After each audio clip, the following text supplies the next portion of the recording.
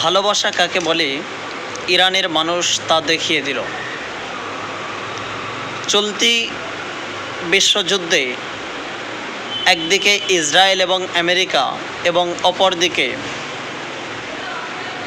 Iran. আমেরিকার মিত্র প্রায় 15টি দেশ সহ ইসরায়েল আমেরিকা তার বিরুদ্ধে যুদ্ধ করতে করতে শহীদ হয়েছিলেন আয়াতুল্লাহ আলী খামেনি, যিনি ইরানের ভারপ্রাপ্ত প্রেসিডেন্ট ছিলেন। তার জানাজায় কল্পনাও করতে পারবেন না, সারা পৃথিবীর সবথেকে রেকর্ড করা মানুষ প্রায় 4.25 কোটি মানুষের কাছাকাছি মানুষ জমায়েত হয়ে তার জানাজা আদায় করলেন।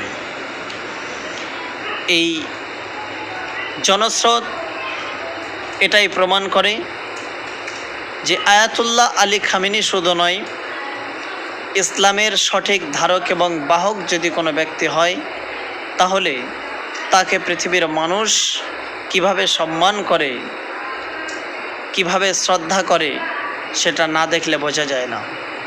আয়াতুল্লাহ আলী খামেনি ছিলেন আমেরিকার বিরুদ্ধে সব থেকে বড় অবস্থানকারী এবং তিনি শেষ পর্যন্ত আমেরিকার বিরুদ্ধে লড়াই করতে করতে নিজেই শহীদ হয়ে গিয়েছেন।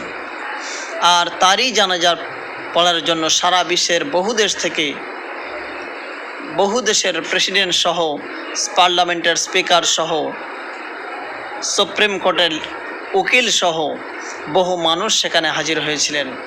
কিন্তু যে আমেরিকা যুদ্ধ শুরু করেছিলেন সে আমেরিকার প্রেসিডেন্টের সৌভাগ্য হলো না সেই জানাজা দেখার। দেখুন কতগুলো লোক হয়েছে, আপনারা দেখুন। আয়াতুল্লাহ আলী খামেনির জানাজা, প্রায় 4.25 কোটি মানুষের সমাগম।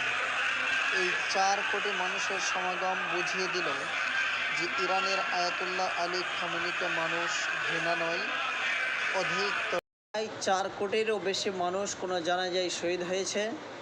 এমন যদি ঘটনা আপনার জানা থাকে দয়া করে লাইক, শেয়ার ও কমেন্টের মাধ্যমে জানিয়ে দেবেন।